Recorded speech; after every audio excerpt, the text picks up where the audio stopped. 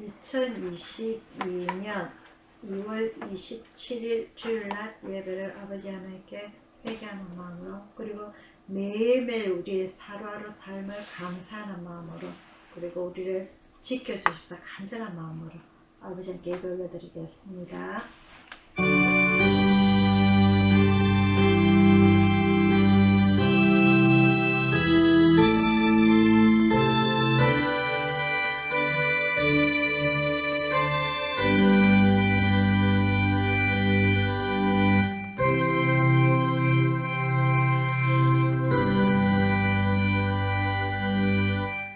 사랑의 아버지 하나님, 아버지 하나님의 은혜를 진심으로 감사를 드리옵나이다.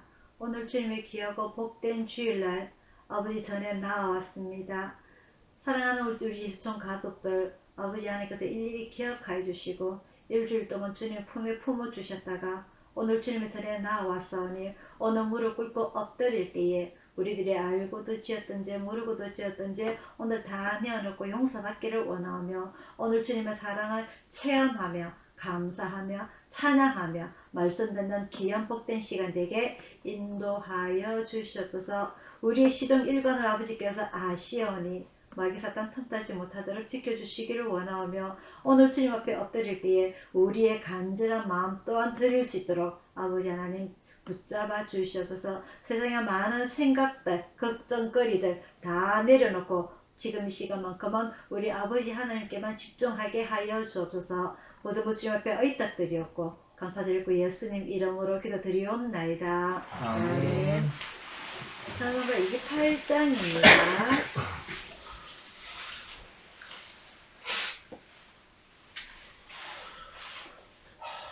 찬송가 28장입니다.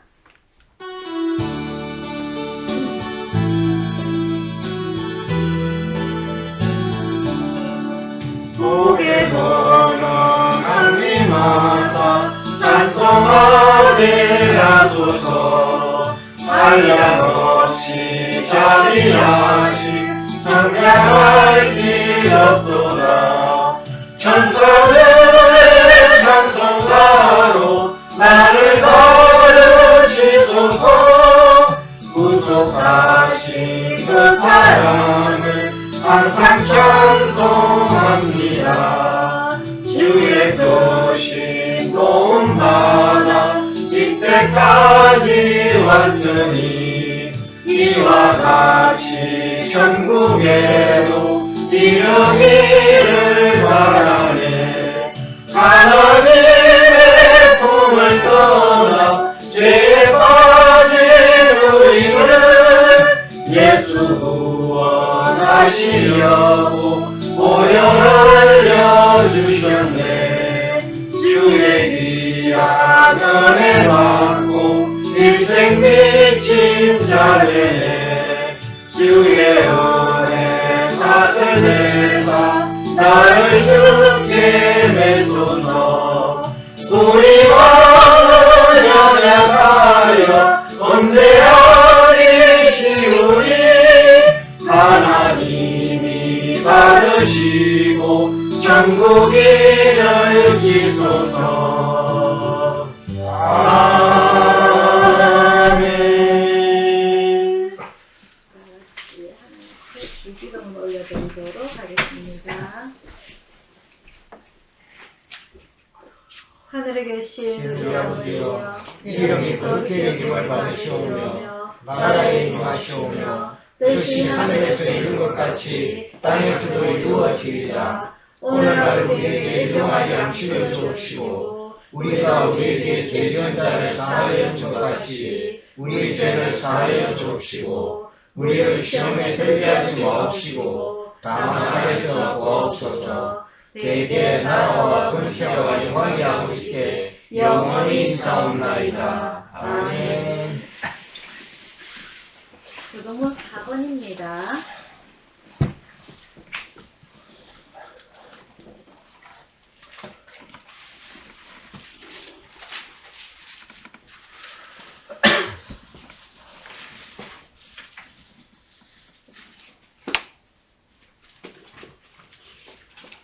교동문 4번 10편 8편입니다. 절씩 교독하도록 하겠습니다. 여호와 우리 주여, 주의 이름이 온 땅에 어찌 그리 아름다운지요. 주의 영광을 하늘 위에 두셨나이다. 주의 대적을 인하여 어린 아이와 젖먹이의 입으로 말미암아 권능을 세우시며 이는 원수와 우주사로 당장케 하려 하심이니이다.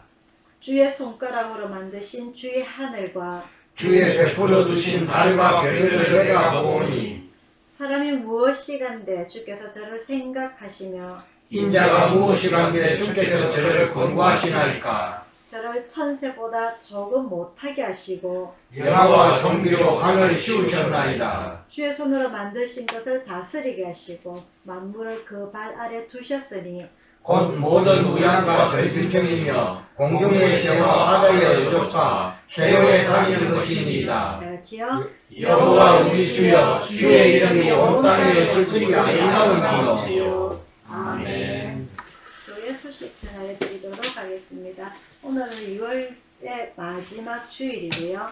다음 달은 3월달로 들어가게 됩니다. 다음 달에는 우리나라에 대통령 선거가 있고요. 안 시끄럽던가요?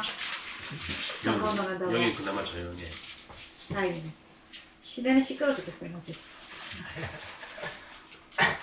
누가 대통령이 됐던지는 모르지만 우리나라를 위해서 최선을 다해주는 그런 대통령이 되었으면 좋겠습니다. 그죠?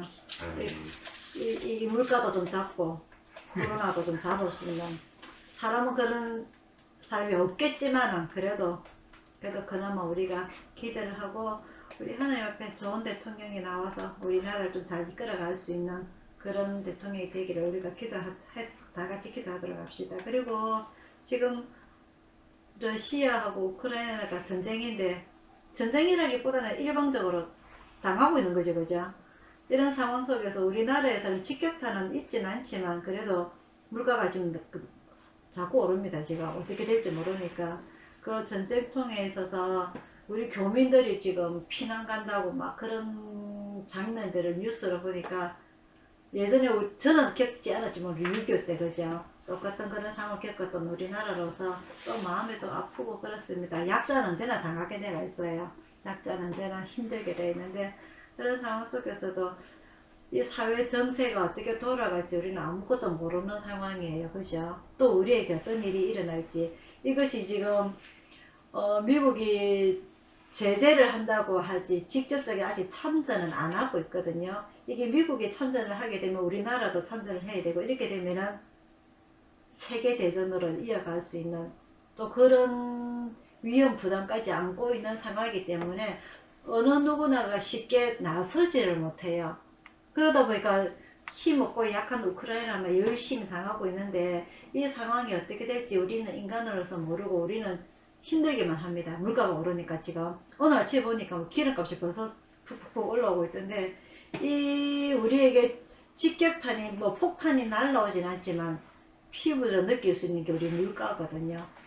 이 대통령 선거도 있고 그래서 이 우리가 하루 안치 앞을 살 수 없는 이런 상황 속에서 우리는 아이고 하나님 도와주세요 하나님 도와주세요 하고 기도할 수밖에 없는 우리의 입장입니다. 우리의 모습들이고요. 그래서 우리는 늘 하나님의 도우심을 바라며 구하며 그런 여러분들의 삶을 살아가시기를 바랍니다. 찬송가 248장 부르시면서 주내신 연금할 때 올려드리도록 하겠습니다.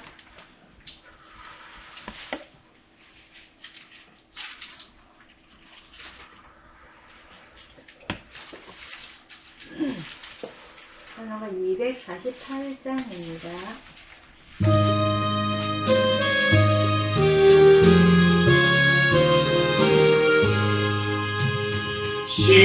시온의 영광이 빛나는 아침 어둡더니 땅이 밝아오네 슬픔과 애통이 기쁨이 되니 시온의 영광이 비춰오네 시온의 영광이 빛나는 아침 때였던 종들이 돌아오네. 오래전 선지자 꿈꾸던 모든 만민이 다 같이 누리겠네. 오하라 광야에 화초가 피고 바람도 시냇물 흘러오네. 이 산과 저 산이 마주쳐려 주 예수 종을 찬송하네. 땅들아 바다야 마른 섬들아 찬양을 주님께 드리어라. 쌍과 죄악에 참혹한 땅에 찬송이 하늘에 서무치네.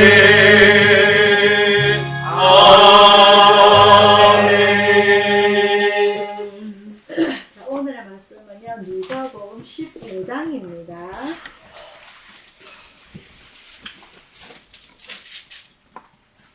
누가복음 15장 11절부터 32절까지 말씀입니다.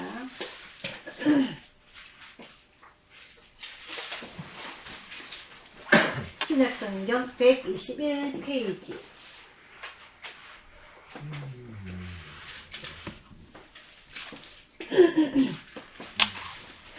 누가복음 15장 11절부터 32절까지 말씀 한 절씩 교독하도록 하겠습니다. 또 가라사대 어떤 사람이 두 아들이 있는데 그 둘째가 아비에게 말하되 아버지의 세상을 내게 주소서 하는지라. 아비가 그 자식을 각각 나눠 주었더니 그 후 며칠이 못되어 둘째 아들이 재물을 다 모아가지고 먼 나라에 가 거기서 허랑방탕하여 그 재산을 허비하더니 다 없이라도 그 나라에 그의 인연이 들어 저가 비로소 궁핍하니라. 가서 그 나라 백성 중 하나에게 붙여 사니 그가 저를 들로 보내어 돼지를 치게 하였는데 저가 돼지 먹는 지원을 배를 세워서자 하되 주는 자가 모르느니라. 이에 스스로 돌이켜 가로되 내 아버지에게는 양식이 풍족한 품꾼이 얼마나 많은고 나는 여기서 줄여 죽는구나. 내가 일어나 아버지께 가서 이르기를 아버지여 내가 하늘과 아버지께 기름을 얻었사오니 지금부터는 아버지의 아들이라 일컬음을 감당치 못하겠나이다. 나를 품꾼의 하나로 보소서 하리라 하고 일어나서 아버지께 돌아가니라. 아직도 상도가 먼데 아버지가 저를 보고 충분히 여겨 달려가 오라는 꿈을 말하주니 아들이 가로되 아버지여 내가 하늘과 아버지께 죄를 얻었사오니 지금부터는 아버지의 아들이라 일컬음을 감당치 못하겠나이다 하나 아버지는 종들에게 이르되 제일 좋은 옷을 여자 입히고 손에 가락지를 끼우고 발에 신을 신기라. 그리고 살찐 송아지를 끌어다가 잡아라. 우리가 먹고 즐기자. 이 내 아들은 죽었다가 다시 살아났으며 내가 잃었다가 다시 얻었노라 하니 저희가 즐거워하더라. 맏아들은 밭에 있다가 돌아와 집에 가까웠을 때에 풍류와 춤추는 소리를 듣고 한 종을 불러 이웃 주인이가 부르되 대답하되 당신의 동생이 돌아왔으며 당신의 아버지가 그의 건강한 몸을 다시 맞아들이게 됨을 인하여 살찐 송아지를 잡았나이다 하니 저가 노하여 들어가기를 그렇게 아니하더라거늘 아버지가 나와서 나오는데 아버지께 대답하여 가로되 내가 여러 해 아버지를 섬겨 명을 어김이었거늘 내게는 염소 새끼라도 주어 나와 내 벗으로 즐기게 하신 일이 없더니 아버지의 살림을 장기와 함께 먹어버린 이 아들이 돌아오매 이를 위하여 어떤 송아지를 잡으셨나이다. 아버지가 이르되 예 너는 항상 나와 함께 있으니 내 것이 다 네 것이로되 이 내 동생은 죽었다가 살아가며 내가 잃었다가 얻었기로 우리가 즐거워하고 기뻐하는 것이 마땅하니라. 아멘. 기도하겠습니다. 사랑의 아버지 하나님, 코로나 확진자 숫자가 역대급으로 증가하고 있는 이 가운데에 아버지 하나님 저희들 주님 앞에 엎드립니다. 많은 사람들이 생명의 위독함도 느끼고 이 코로나 전염병으로 인해서 병원에 가고 싶어도 병상이 없어서 집에서 고통을 당하고 고독사로 고통을 당하다가 죽음에 이르는 그런 뉴스를 우리는 매일매일 듣습니다. 사랑의 아버지 하나님, 오늘 이 코로나가 3년 차에 접어드는 이 가운데 저희 가족들 주님의 품 안에서 지켜주셨기에 지금껏 저희들이 아무 일 없이 잘 하루하루 지내오고 있습니다. 이 모든 것 아버지 하나님의 은혜요, 아버지 하나님의 도우심인 줄 저희들이 압니다. 사랑의 아버지 하나님, 이 코로나가 어떻게 될지 아무도 알 수 없는 가운데에 한치 앞을 알 수 없고 이 전쟁이라는 상황 속에서도 아버지 하나님 우리는 어떤 상황에 처해야 될지 어떤 행동을 취해야 될지 알 수 없는 가운데 저희들은 엎드려 아버지 하나님께만 의지합니다. 아버지 하나님께만 간구합니다. 저희들을 지켜주옵소서, 저희들을 지켜주옵소서. 오늘 이 말씀을 통하여서 저희들이 또 어떻게 살아가야 할지를 지혜를 배우게 하시고 깨닫게 하시고 말씀 따라 순종하는 저희들에게 인도하여 주옵소서. 오늘 저희들에게 이 말씀을 주는 것은 저희들 마음대로 뜻대로 기분대로 살아가는 것이 아니라 아버지 하나님의 사랑을 깨닫고 아버지 하나님의 말씀에 순종하며 그 품 안에 살아갈 때에 진정한 평화와 기쁨이 있다는 것을 배우고자 합니다. 오늘 저희들에게 이 말씀 주실 때에 우리의 영혼의 양식이 쌓이게 하시고 저 천국으로 다가가는 한 걸음이 되게 하시고 오늘 이 역동기 시대에 살아가는 저희들에게 온전한 안전지대가 되게 아버지 하나님 인도하여 주시옵소서. 감사드리고 예수님 이름으로 기도드리옵나이다. 아멘.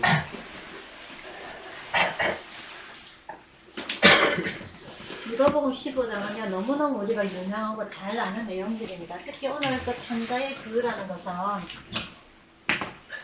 또 들어도 지루하지 않고 또 우리에게 새로운 지혜를 주시는 말씀이고 이거는 어느 목사님이든지 어느 교회든지 이 구절을 그 내용을 가지고 설교를 안 하시는 분이 없을 정도로 어마어마한 내용이 많은 내용입니다. 그래서 오늘 제가 제목은요 탕자의 비유, 우리가 잘 아는 그 비유에 대해서 이야기를 드릴 건데 이 누가복음은 제가 지난주에도 말씀드렸다시피 예수님의 직접적인 제자는 아니지만 이 누가라는 사람이 사도 바울에게 전도를 받아가지고 그 자기가 하던 병원을 때려치우고 바울을 같이 따라다니면서 전도를 하는 그런 사람입니다. 그래서 이 의사로서 바울의 주치의로서 따라다니면서 예수님의 복음을 전파하는 가운데에 예수님의 12제자들도 만나게 되고 그래서 바울이나 베드로나 예수님의 12제자들의 이야기를 듣고서 정리하고 한 책이 바로 이 누가복음입니다. 누가복음 1장에서 말씀드렸다시피 이 누가복음은요 이 누가가 이러한 쭉 들었던 이야기들을 정리해 놓은 책이 로마에 있는 상급 공무원에게 그 편지를 전도할 목적으로 쓴 내용이라는 것을 알 수가 있고요. 그리고 또 한 가지 더 적은 책이 바로 사도행전입니다. 예수님께서 십자가에 달리신 후 성찬하신 이후에 성령을 받아서 초대교회가 서고 12제자들의 사도로 성격을 하면서 그러한 본격적인 활동의 내용이 된 책이 바로 이 사도행전입니다. 오늘 이 누가복음은요 누가가 의사로서 인간적인 모습을 바라다 봤을 적에 예수님은 많은 사람들을 치유하신 부분에 대해서 쭉 많이 내용이 적혀 있는 부분이라고 했습니다. 그래서 아픈 사람을 많이 고쳐준다든지, 그리고 치유한다든지, 어루만져 준다든지, 손을 잡아준다든지, 그런 내용들이 특히 많이 나와 있고, 오늘 이 누가복음 15장 같은 경우에는 세 가지 비유가 나와 있는데요. 이 누가복음 15장에 나와 있는 이 세 가지 비유를 왜 예수님께서 말씀하시는가 먼저 보고 우리가 오늘 본문으로 넘어가도록 하겠습니다. 15장 1절에 보면은요, 모든 세리와 죄인들이 말씀을 들으러 가까이 나오니 바리새인과 서기관들이 원망하여 가로되 이 사람이 죄인을 영접하고 음식을 같이 먹는다 하더라. 우리가 지난주에 누구에 대해서 배웠냐면요, 부자 청년, 바리새인, 한 관원에 대해서 배웠습니다. 이 사람은 예수님에게 다가와서 선생님이여, 선한 선생님이여, 제가 선생님은 정말 선하신 분인 줄 아는데 제가 어떻게 하여야 영생을 얻을 수 있겠습니까? 그래서 예수님께서는 그 모세가 일러준 대로 율법을 그대로 지켜라 이야기하니까 이것은 제가 어려서부터 다 지켰습니다. 어려서부터 다 지켰습니다. 그래서 나는 이렇게 죄도 하나도 짓지도 아니하고 그 모세가 가르쳐준 율법을 그대로 다 지켰기 때문에 저는 충분히 영생을 얻을 자격도 있고 천국에 갈 자격도 있는 사람입니다. 라고 내포하고 있다고 제가 말씀을 드렸어요. 그래서 예수님께서는 그 깊은 속뜻을 아시고 뭐라고 말씀하시느냐, 네가 가진 재산을 다 팔아가지고 가난한 자들을 다 주고 그리고 나를 쫓아라. 그래서 이 부자 청년이 어떻게 했다고요? 근심하면서 가더라. 왜? 심히 부자인 고로.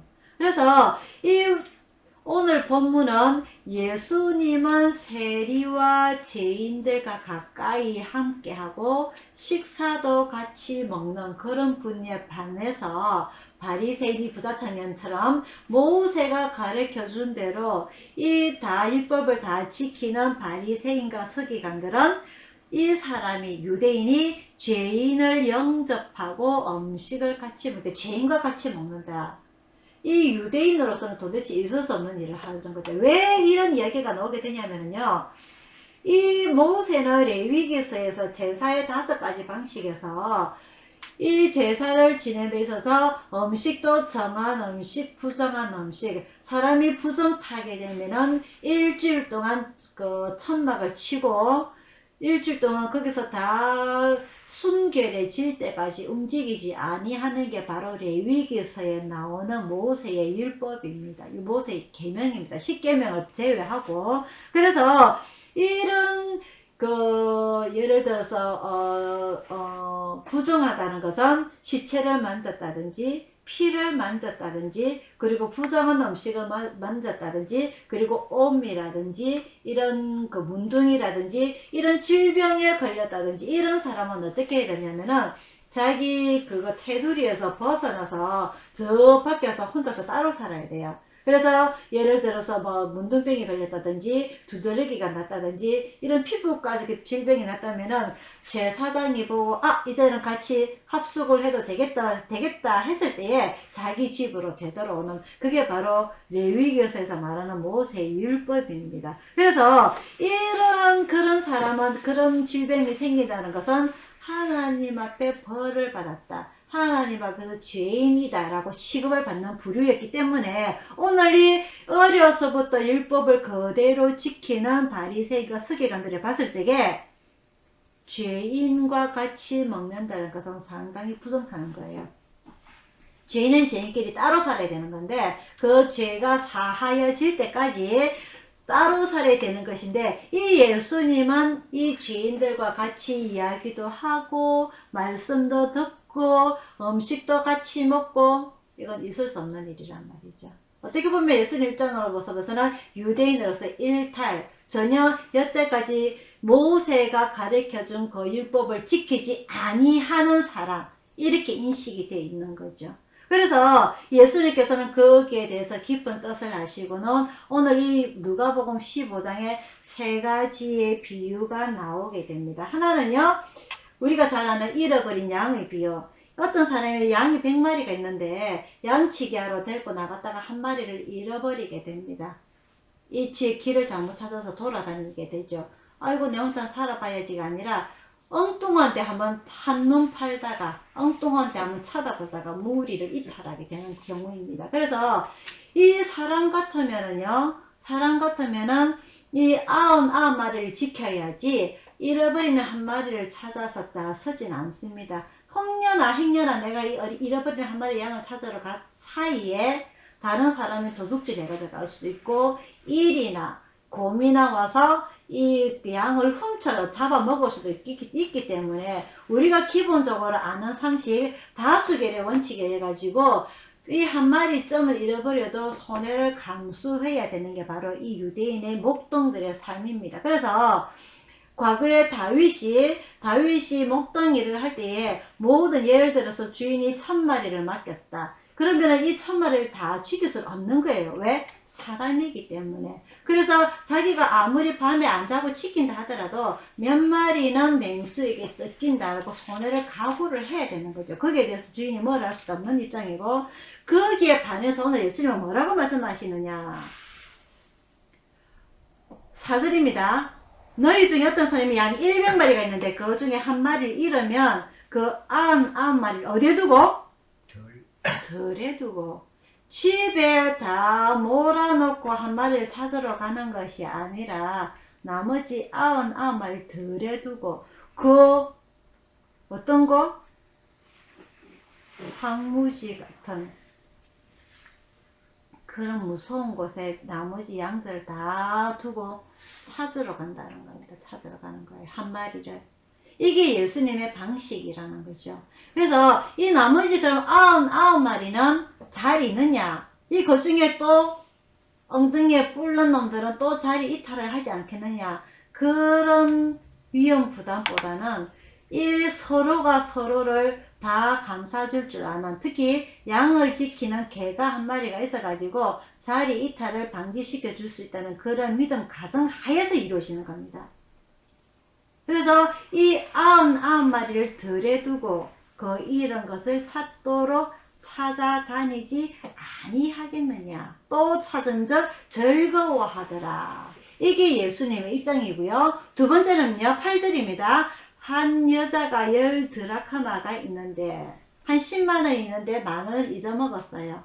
그래서 이 만원을 찾기 위해서 등불을 켜고 집을 쓸며 찾도록 부지런히 찾지 않으겠느냐. 이 돈을 찾기 위해서 온 집을 청소를 하게 되는 거예요. 일석이조 효과를 발휘하게 됩니다.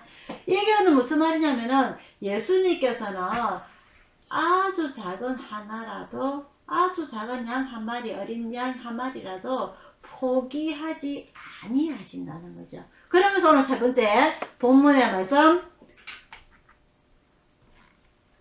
탕자의 비유가 나오게 됩니다. 오늘 본문입니다. 어떤 사람이 두 아들이 있는데 그 둘째가 아비에게 말하되 아버지여 재산 중에서 내게 들어올 분깃을 내게 주소. 무슨 말이냐면은 아버지 제 재산을 미리 주세요 라는 거예요. 근데 오늘 이 아버지가 재산이 얼마나 많은지 종들도 있고 일은 직접 하지 않아도 종들도 있고 아까 또 아들이 하는 거 보면은 17절 보면은 내 아버지에게는 양식이 풍족한 품꾼이 얼마나 많은고 나는 여기서 줄여주는구나. 이 사람은 어려서부터 고생을 한번 해보지 않은 거예요. 금수저입니다. 잘난 아버지를 둔 덕분에. 그래서 이 사람은 욕심이 있어요. 철없는 욕심이 생겼습니다. 유산이라는 것은 아버지가 돌아가실 쯤 돼야 자기 자녀에게 유산을 주게 되는데 아버지가 건장하게 살아있음에도 불구하고 자기 아버지에게 유산을 미리 달라는 거예요.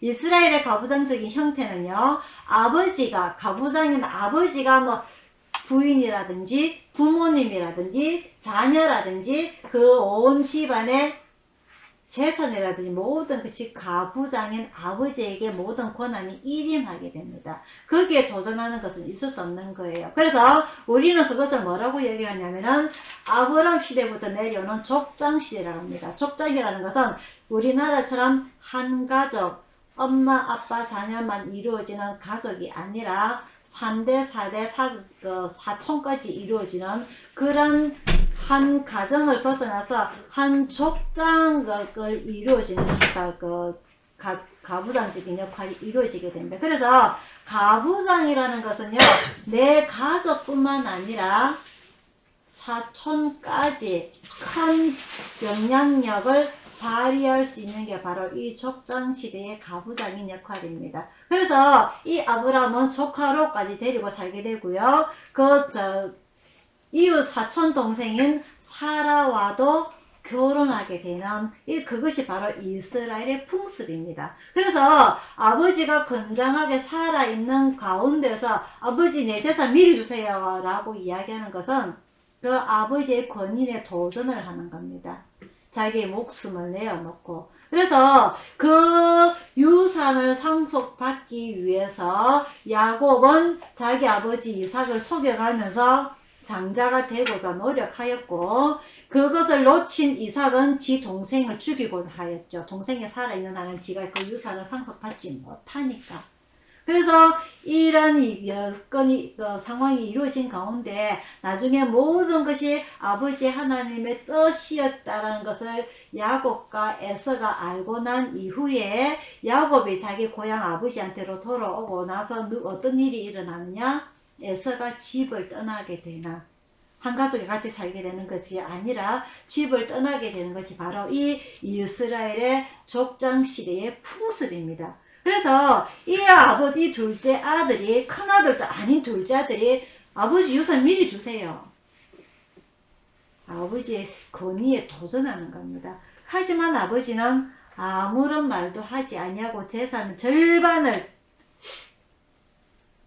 털어서 이 둘째 아들에게 주죠. 철없는 둘째 아들에게. 한 번도 고생해보지 않았던 이 둘째 아들에게. 그래서 이 둘째 아들은 이 돈을 가지고 나서 주식을 한다든지 회사를 차려가지고 기업을 일군 것이 아니라 어떻게 될까?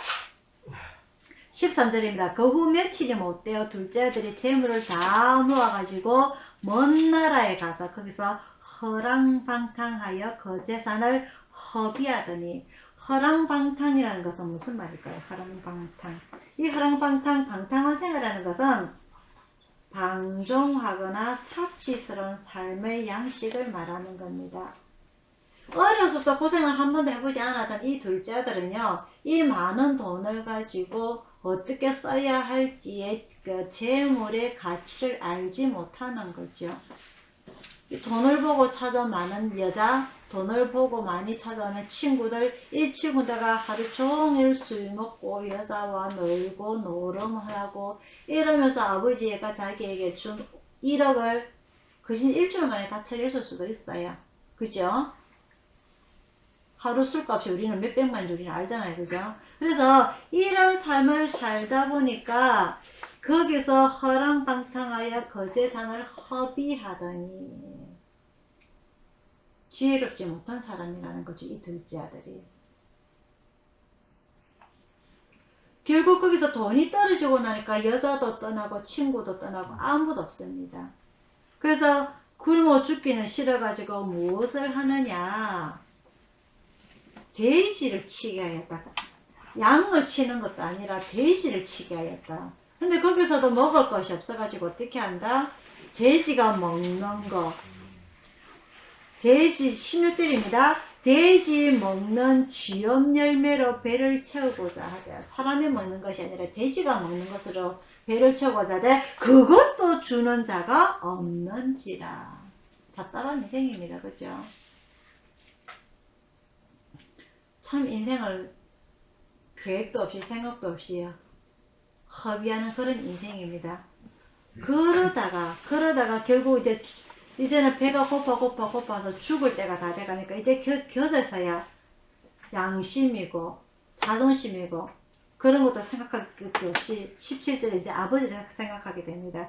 이에 스스로 돌이켜 가로되 내 아버지에게는 양식이 풍족과 품꾼이 얼마나 많은고 나는 여기서 죽여 죽는도다. 자존심 있으면 집에 못 돌아오죠. 그죠? 그래도 굶어 죽기 싫으니까 생각이 안 나 아들이 아버지한테는 이제서야 돌아오고자 생각을 잡습니다. 아버지에게 그 누더기를 옷을 입고 씻지도 못해가지고 시커매가 냄새가 나는 파리가 들끓는 그런 뭐 체력을 하고서는 아버지께로 옵니다. 상거가 뭔데 저 멀리 떨어져 있는데 아버지는 매일 행여나 오늘이 오나 내일 오나 매일 동네 입구에 나와서 아들을 기다리는 그 아버지 입장.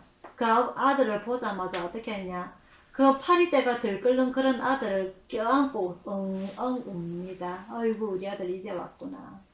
그러면서 종을 부르죠.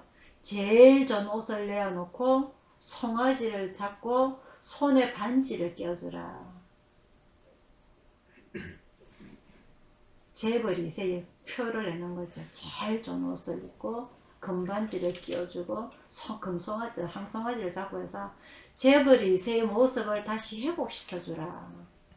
그러자 첫째 아들이 나가고 난 이후에 그 남아있는 재산을, 그 재산을 다시 불리기 위해서 얼마나 고생을 많이 했는지 이 큰아들이 밭에서 일을 하고 돌아오다가 그 잔치하는 소리를 듣고 집에 들어가지도 않고 종을 불러갖고 물어봅니다. 이게 무슨 일이고.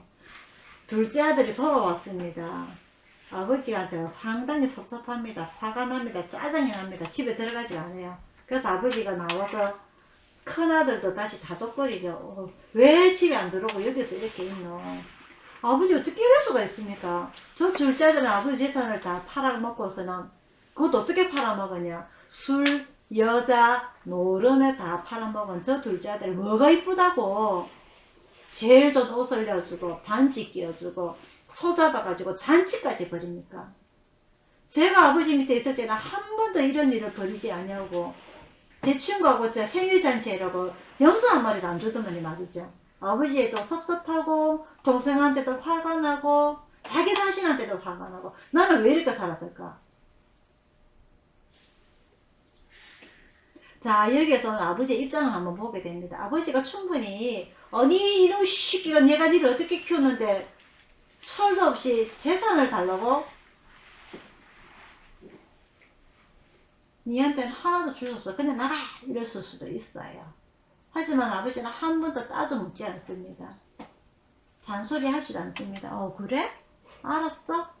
하고 재산을 팔아서 넘겨주게 되죠.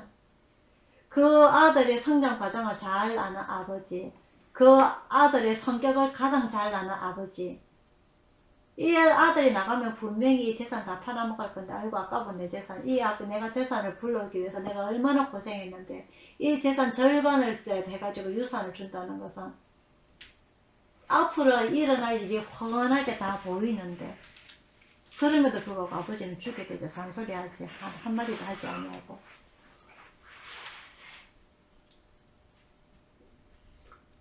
결국 소문에 아들이 다 재산을 허비했다는 얘기까지 다 들립니다. 그죠?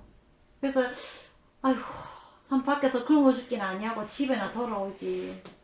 매일매일 나가서 기다리는 건데 이 아들이 돌아오도록. 오늘 이 아버지는 하나님 입장을 대변해 볼 수가 있습니다. 하나님 아버지는 우리가 어떻게 살아갈지 너무너무나 잘 알죠. 하나님 우리의 성격이 어떤지 너무너무 잘 알아요. 하지만 그럼에도 불구하고 한 번도 우리에게 잔소리하지 않으시죠. 직접 대놓고 채찍질하지 않으시죠. 차라리 우리가 잘못했다면 채찍질이라도 하신다면 아이고 되돌아올 기회라도 있을 것인데 우리는 늘 엉뚱한 길로 나가기보다 합니다. 어린 양 한 마리가 그 무리의 대열에서 이탈한다는 것은 집중력이 부족하다는 거죠. 한눈 판다는 거죠. 저기 더 좋은 게 있는 것 같아. 저기 가면 더 재밌는 게 있을 것 같아. 저기 가면 더 맛있는 게 많을 것 같아. 그러다가 무리를 이탈하게 되고 자기 부모님하고 또 떨어지게 되고 어디로 가야 할지를 막 방황하게 되고 그러다가 무서워서 떨게 되면은 결국 늑대한테 물려 죽는 그런 상황까지 오게 되죠. 하지만 하나님께서는 아담과 하와에게도 하셨듯이 오늘 탕자의 아들에게도 하셨듯이 너 그러면 안 돼. 너 그럼 나가서 분명히 너 돈 다 허비해. 내가 어떻게 읽어놓은 재산인데 너 그렇게 하다가는 내가 얼마나 마음이 아프겠어. 아니면은 그래? 한번 해봐. 사업 한번 해봐. 장사 한번 해봐. 인생 공부한다 셈 치고 그러다가 힘들면 다시 돌아와. 아버지는 이러쿵 저러쿵 아무 말씀도 아니하시고 고스란히 우리에게 자유의지를 주십니다. 네 스스로 생각하고 네 스스로 결정하고 네 스스로 판단하고 살아봐. 우리는 그런 인생을 살아왔죠. 비싼 대가를 치르면서 고생 쇠가 빠지게 해가면서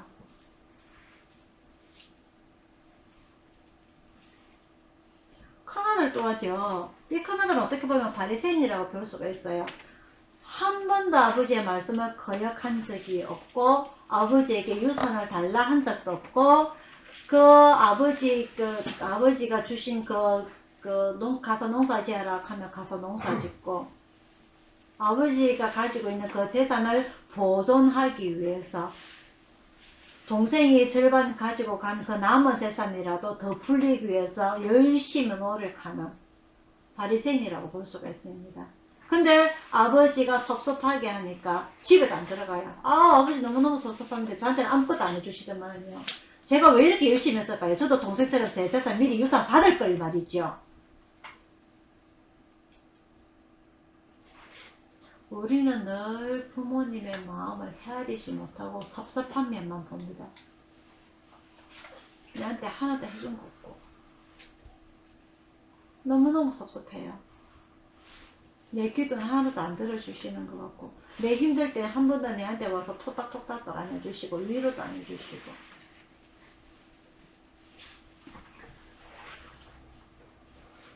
내 입장에서만 보니까 그런 거예요. 내 입장에서만 보니까.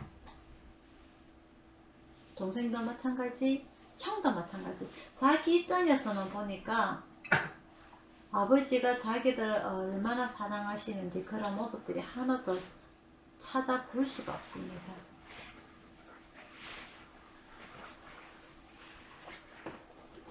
마지막 절에 아버지께서 말씀하시죠. 둘째 아들 먼저 봅니다. 이 아들에게 충분히 저는 아버지 앞에 큰 죄를 지었습니다. 제가 그때는 몰랐는데 정말 철이 없었어요. 이제는 저는 아버지 아들의 일컬음을 감당치 못하겠사오니 저를 품꾼의 하나로 보소서. 아버지 종이 되겠습니다. 차라리. 근데 아버지는 어떻게 반응을 하십니까? 그래 이놈의 새끼네 니 그럴 줄 알았대.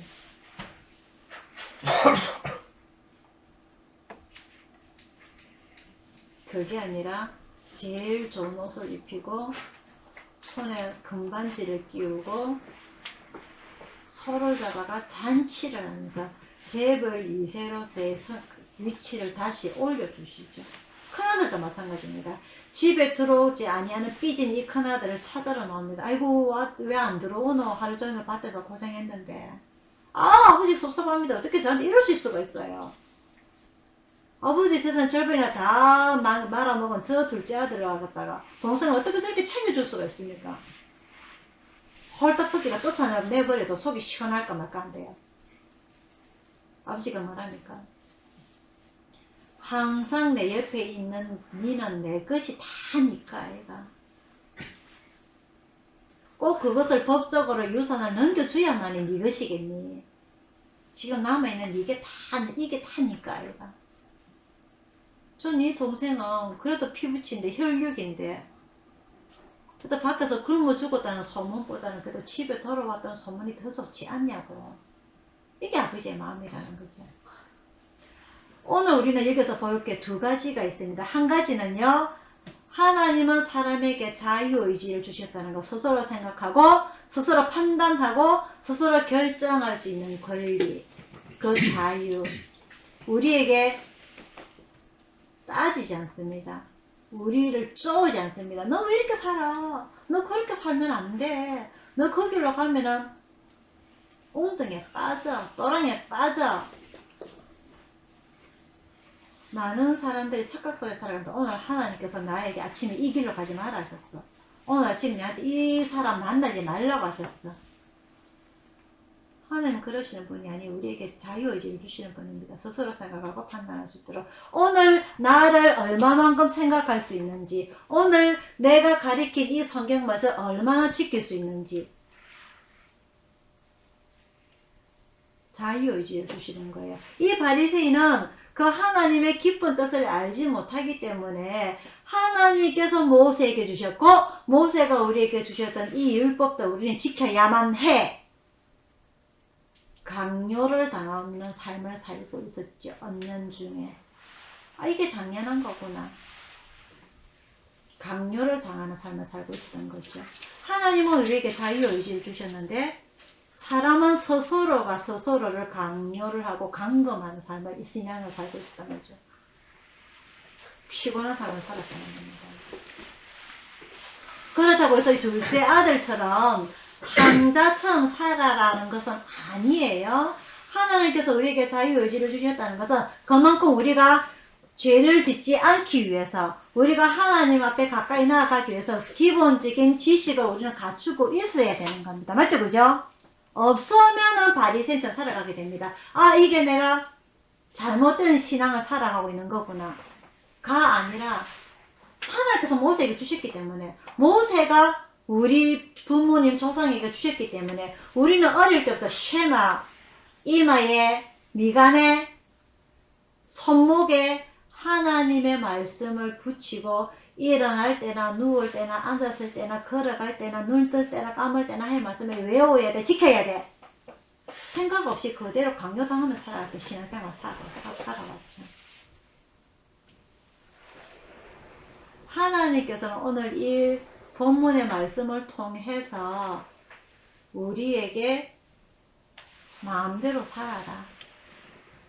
값비싼 수업료를 납부하고 인생을 실패되고 살아라가 아니라 우리가 실패하지 않는 인생을 살기 위해서 하나님의 재산을 허투루 소비하지 않기 위해서 우리가 먼저 알아야 된다는 거죠. 이 율법을 알아는 것이 아니라 하나님께서 우리에게 하시고자 하시는 깊은 말씀, 그 말씀을 먼저 알아야 된다는 거죠. 성경을 먼저 알아야 되고 하나님의 마음을 먼저 알아야 되고 우리가 일반적인 상식적으로 봤을 적에 양 아홉 마리를 덜에 두고 한 마리 양을 찾으러 간다? 바보 아이가. 저 아홉 마리 누가 훔쳐가 못 잡긴데. 우리 일반적인 상식적인 내용이에요. 그래서 예수님은 그 99마리를 두고 한 마리 양을 찾으러 갔다? 아, 그럼 우리도 그렇게 살아야지? 그건 아니라는 거죠. 그건 아니라는 거죠. 우리는 어떻게 살아가야 할 것인가?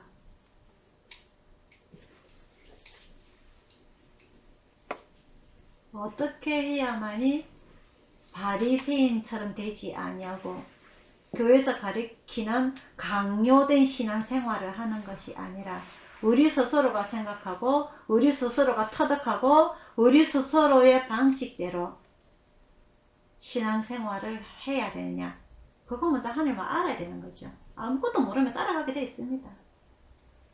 내 스스로가 모르면 따라가게 돼 있어요. 아, 이렇게 살아야 되는 것 같다. 그래서 바리새인들이 2절입니다. 바리새인과 서기관들이 원망하여 가르되 이 사람이 죄인을 영접하고 음식을 같이 먹는다 하더라. 아무것도 아닌데도 불구하고 아무것도 아닌데도 불구하고 우리 부모님들 우리 조상들이 그렇게 해왔기 때문에 이러면 안 되는 거야. 스스로의 틀을 끼우고 그 속에서 살아가고 있는 건데 우물한 개구리처럼. 오늘 이 누가복음 15장을 통해서 예수님께서 하셨던 말씀, 양 잃어버린 양 한 마리, 그리고 여자 돈 잃어버린 것, 그리고 탕자의 비유, 이것을 보고 우리가 오늘 깨달아야 될 것은, 아, 우리는 둘째 아들처럼 살지 말아야지, 아, 우리는 셋째 아들처럼 살지 말아야지, 전형적인 바리새인처럼 잘 살지 말아야지, 쓰잘데기 없이 삶을, 인생을 허비하지 말아야지, 이것이 아니라 오늘 우리가 하나님께서 하시는 말씀, 예수님께서 하시는 말씀, 예수님을 먼저 알아야, 하나님을 먼저 알아야 작은 아들처럼 큰 아들처럼 둘 다 후회하는, 허비하는 삶을 살지 않는다는 거죠.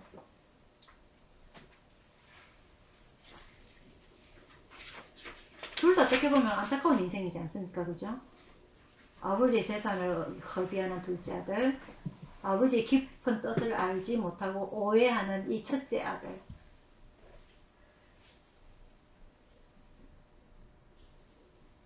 둘 다 아버지의 마음을 헤아리는 아들은 없었습니다. 그죠? 아버지의 마음을 아는 아들은 없었습니다. 둘 다 자기 생각대로 자기 입장대로만 밝히는 그런 삶을 살아갔던 거였죠. 우리도 마찬가지 아닙니까? 그 아버지 얼마나 답답하셨겠어요. 얼마나 답답하셨겠어요. 두 아들 보니까 어이구 답답이더라. 오늘 우리들에게도 똑같은 말씀입니다. 어이구 답답이더라. 대놓고 말씀 안 하셔요. 절대 어이구 답답이더라. 절대 말씀 안 하셔요. 우리에게 자유의지를 주십니다. 우리가 어떻게 생각하고 어떻게 판단하고 어떻게 결정 내리는 삶을 신앙을 살아갈 것인지 우리 스스로가 생각하고 판단해야 될 입장입니다.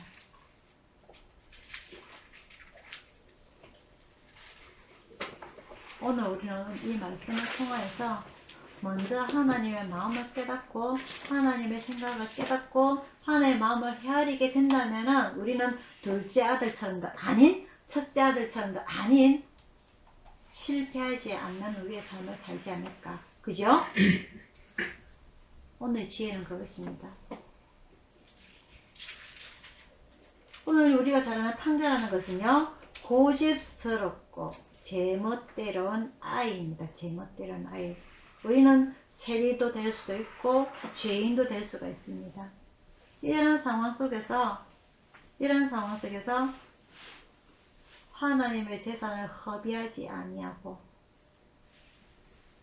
첫째 아들처럼 자기 신앙의 기준에 비춰서 나는 어려서부터 이것을 다 지켰기 때문에 나는 죄인 아니에요. 나는 죄인 아니에요.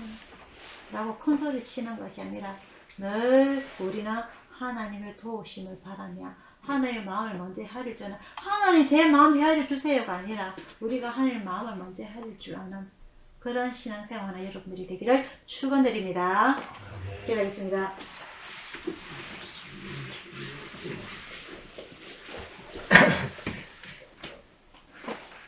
사랑의 아버지 하나님, 오늘 이 본문 말씀에서 탕자의 아들의 비유를 통해서 우리에게서 하시는 말씀 오늘 깨닫습니다.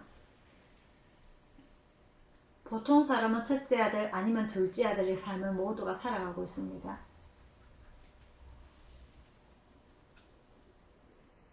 하지만 결론은 그 둘 다 아버지의 마음을 헤아리지 못한다는 어리석은 인간이라는 거죠. 여태껏 저희들은 그러한 신앙생활을 살아왔고 그러한 삶을 살아왔습니다. 그러다 보니 헛되고 헛되니 헛되고 헛되도다 모든 것이 다 헛되다다 하는 후회의 삶을 우리는 살아갑니다.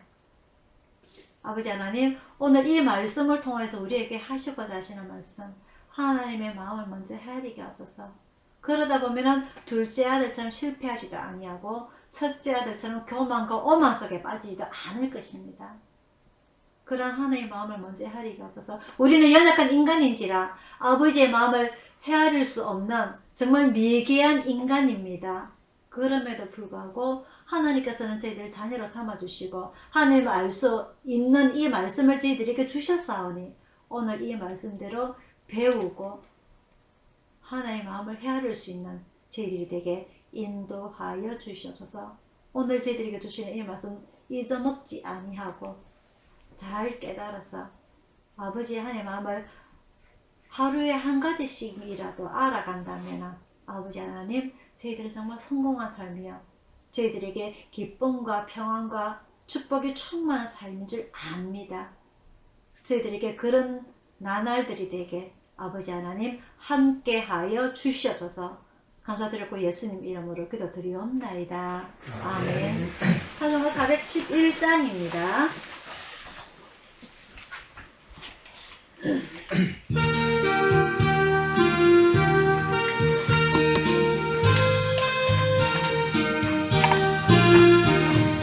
예수 사랑하심은 거룩하신 말일세. 우리들은 약하나 예수 한세만 도다. 날 사랑하신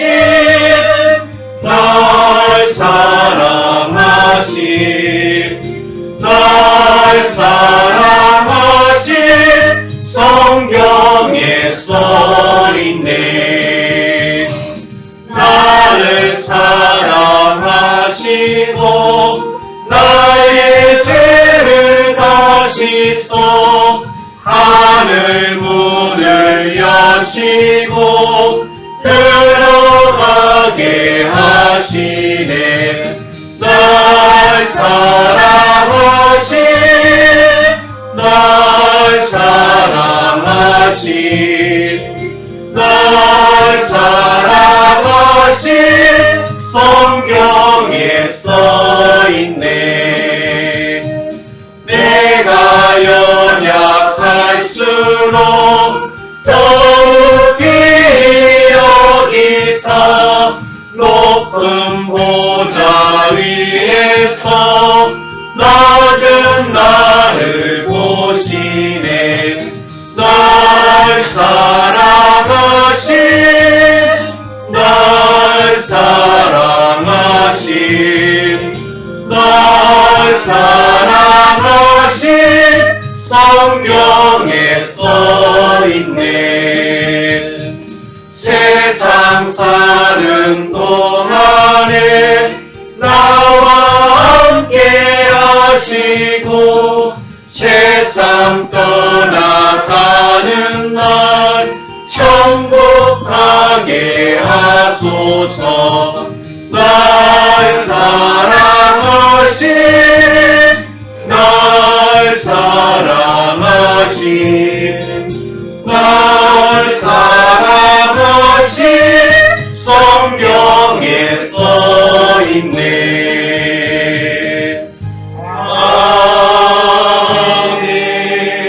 아멘.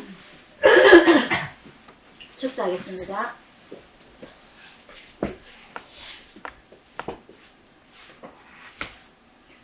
지금은 우리를 구원하신 주 예수 그리스도의 은혜와 성령님의 감화 감동하심과 평화와 축복이 오늘 예배를 참석한 모든 성도들과 오늘 이 말씀을 통하여서 우리에게 주신 하나님의 깊은 뜻, 하나님의 그 깊은 마음을 헤아리고 알고 이해하고자 원하는 우리 가족들 모두에게 충만히 있을지어다. 아멘.